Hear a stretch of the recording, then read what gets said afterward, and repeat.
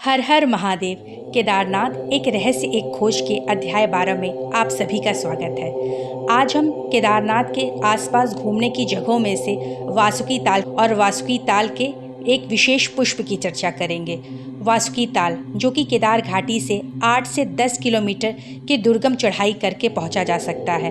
वहां पे oxygen level भी कम है, इस वजह से कुछ ही पर्यटक वहां पहुंचते हैं, लेकिन शिव भक्त और तपस्वी साधक वहाँ पे अक्सर देखे जाते हैं, क्योंकि वो स्थान आध्यात्मिक रूप से बहुत ही महत्वपूर्ण स्थान है।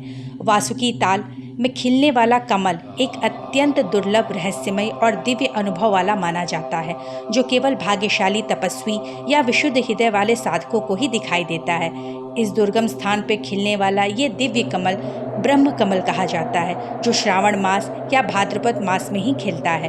कहा जाता है कि जब ब्रह्मा जी ने विष्णु जी और शिव जी के यज्ञों को सफल बनाने के लिए ब्रह्म कमल की उत्पत्ति की, तब वासुकी ताल को भी यह सौभाग्य मिला।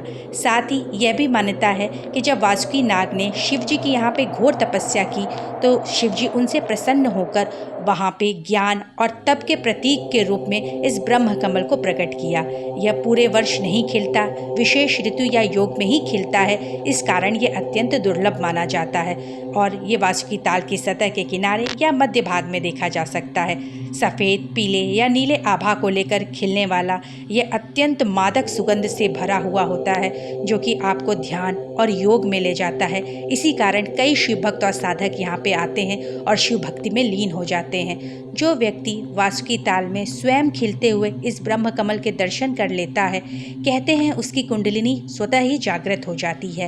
एक बार एक तपस्वी ने यहाँ पे ध्यान के दौरान इस ब्रह्म कमल को देखा और वो समाधि में लीन होकर शिव भक्ति में इतने डूब गए कि उन्हें साक्षात शिव के दर्शन प्राप्त हुए। तो यह कमल कोई साधारण पुष्प नहीं, यह ब्रह्म, ध्यान और शिव तत्व की उपस्थिति का संकेत है। जिसने भी इसे देखा उसे साक्षात ईश्वर की झलक की प्राप्ति हुई। इसी के साथ अगले अध्याय में मिलते हैं। तब तक भगवान शंकर आप सभी का ध्यान रखें। हर हर महादेव।